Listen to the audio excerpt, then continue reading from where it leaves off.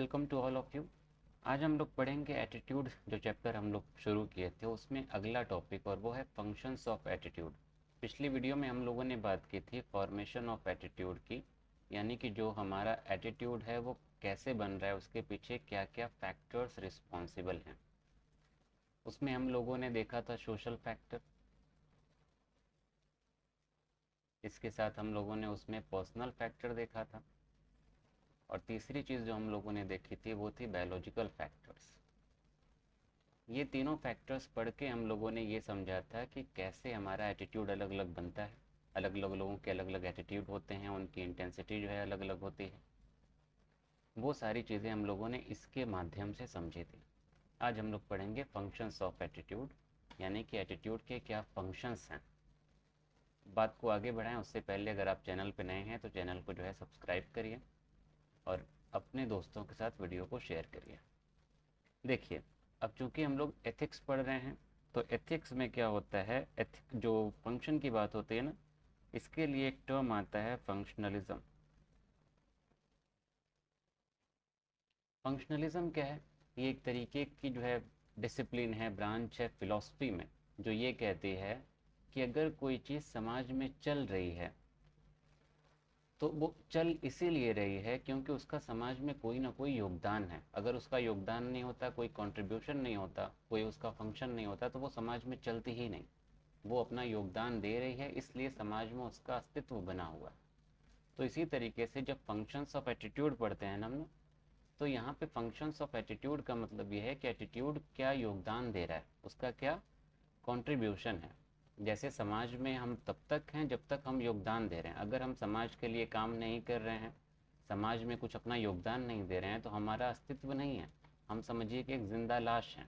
या इसको एक एग्जाम्पल के थ्रू समझ सकते हैं। मान लीजिए कि ह्यूमन बॉडी है, अलग अलग ऑर्गन्स हैं, हार्ट है, लंग्स हैं, ये सब अपना काम कर रहे हैं। अगर मान लीजिए कि आपका हार्ट या फिर आपके लंग्स जो है काम करना बंद कर दें, आपके फेफड़े काम करना बंद कर दें, तो उनके काम बंद करने की वजह से उनका अस्तित्व खत्म हो जाएगा और वो किसी काम के नहीं रहेंगे।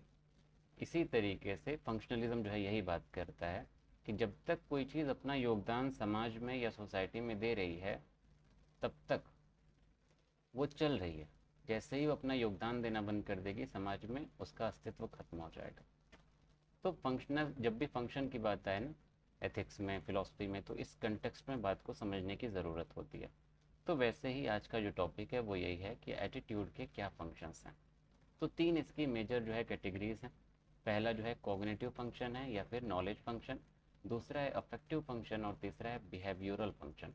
और ये जो एक फंक्शन है यूटिलिटेरियन या इंस्ट्रूमेंटल फंक्शन, ये अगर आपने पिछली क्लास देखी होगी तो उसमें सोशल फैक्टर बताते हुए इंस्ट्रूमेंटल लर्निंग की बात की गई थी कि एटीट्यूड डेवलप हो रहा है। मान लीजिए कि कोई बच्चा पढ़ने में बहुत तेज़ है, आप उसकी तारीफ नहीं कर रहे हैं, डिप्रिसिएशन हो रहा है उल्टा, तो वो बच्चा जो मन लगा के पढ़ रहा है, अच्छे मार्क्स ला रहा है, उसका एटीट्यूड धीरे धीरे पढ़ाई को लेके नेगेटिव हो जाएगा और वो पढ़ाई से दूर हो जाएगा। ये चीज़ हम लोगों ने पढ़ी थी, तो इसके बारे में हम लोग ज़्यादा डिटेल में नहीं जाएंगे, आप पिछली वीडियो देख सकते हैं। मेनली हम लोग शुरू करेंगे ये कॉग्निटिव फंक्शन या फिर नॉलेज फंक्शन। अगर नॉलेज, अच्छा देखिए, कॉग्निटिव फंक्शन अगर आपने अगेन पिछली वीडियो नहीं देखी है तो कॉग्निटिव फंक्शन का मतलब ये है कि जो इन्फॉर्मेशन आपको मिलती है, जो नॉलेज आप स्टोर करते हैं, और उस स्टोर्ड नॉलेज के बेसिस पे आप एक मन में अपनी धारणा बनाते हैं, तो उसकी बात यहाँ पे हो रही है। इसीलिए कॉग्निटिव के साथ और करके नॉलेज फंक्शन भी लिखा हुआ है। तो इसमें क्या क्या चीज़ें हैं जो हम समझ सकते हैं और एटीट्यूड का जो है फंक्शन कैसे समझ सकते हैं। तो देखिए, एटीट्यूड जो है, चूँकि अब ये नॉलेज से रिलेटेड है, कॉग्निटिव यानी कि कॉग्निटिव आस्पेक्ट, इसका मतलब इंफॉर्मेशन से रिलेटेड है जो हमारा माइंड स्टोर कर रहा है। तो सारा जो इसमें पॉइंट है वो इंफॉर्मेशन नॉलेज से रिलेटेड ही है।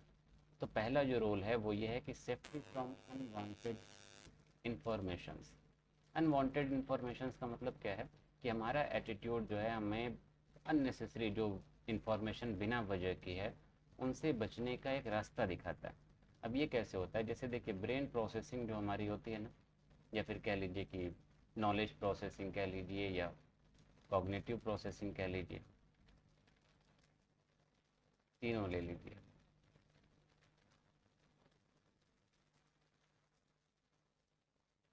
ये दो तरीके की होती है।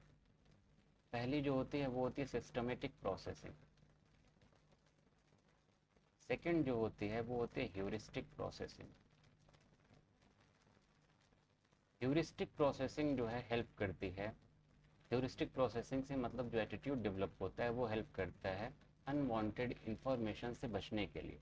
अब इसको एक एग्जांपल के थ्रू समझिए। जैसे मान लीजिए कि आप कोई किताब पढ़ना शुरू करते हैं, कोई बुक पढ़ना शुरू करते हैं, या मान लीजिए आप यूपीएससी की प्रिपरेशन शुरू कर रहे हैं और आपको रिकमेंड किया किसी ने एनसीईआरटी पढ़ने के लिए, और आप एनसीईआरटी उठाते हैं और पहले दिन जब आप पढ़ते हैं तो सारी लाइनें जो है मतलब हाईलाइट करना शुरू कर देते हैं और आपको हर चीज़ इंपॉर्टेंट लगती है।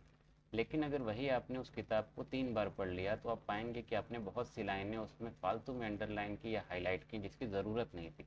तो अगली बार जब आप किताब पढ़ेंगे तो आप पाएंगे कि पहली बार अगर आपने 10 लाइन अंडरलाइन की या हाईलाइट की, तो तीसरी बार जब आप किताब पढ़ रहे हैं तो मे बी आप 2 या 3 लाइन जो है हाईलाइट करें।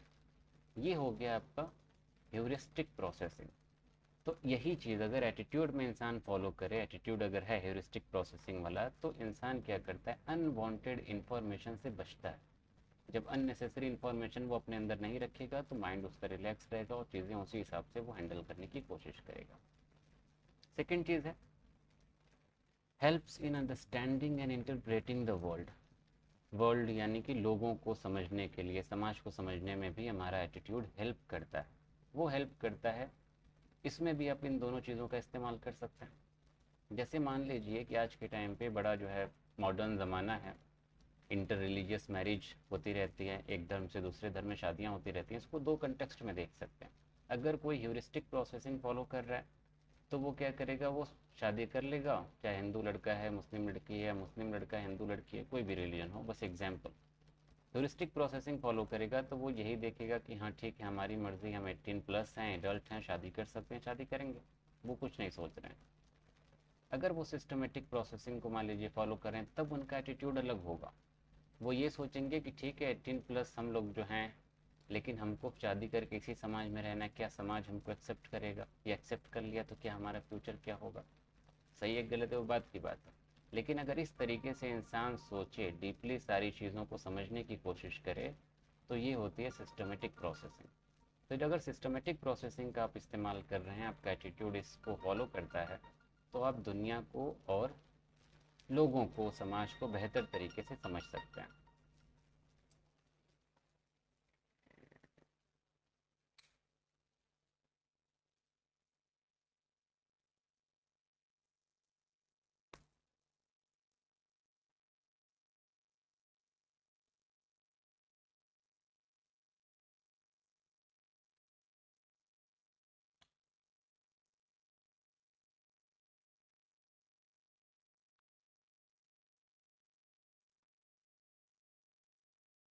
और थर्ड पॉइंट है वो है कि आपको डिसीजन मेकिंग में आपका एटीट्यूड हेल्प करता है। तो अगेन आप वही एग्जांपल ले सकते हैं कि अगर आप सिस्टम, मान लीजिए वही सिनेरियो है शादी वाला, तो अगर आप बेहतर डिसीजन लेना चाहते हैं, समाज के पर्सपेक्टिव से भी सोचना चाहते हैं अगर, तो आप सिस्टमेटिक प्रोसेसिंग का इस्तेमाल करके जो एटीट्यूड ला सकते हैं वो हेल्प करेगा।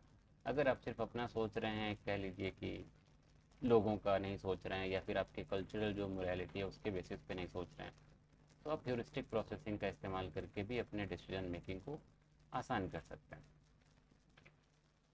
सेकंड चीज़ है आपका अफेक्टिव फंक्शन। अफेक्टिव फंक्शन में क्या है, अफेक्टिव फंक्शन का मतलब यहाँ पे आपकी फीलिंग्स है। कॉग्निटिव फंक्शन क्या था, ये आपको इंफॉर्मेशन जो मिल रही थी उसके हिसाब से आप एक नॉलेज या एक इंफॉर्मेशन अपने मन में, अपने दिमाग में स्टोर कर रहे थे।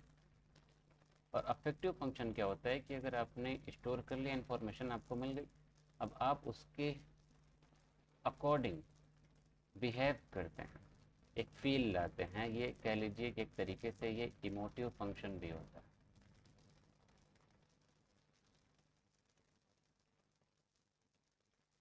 इसमें क्या क्या है, self expression, social concern, self esteem.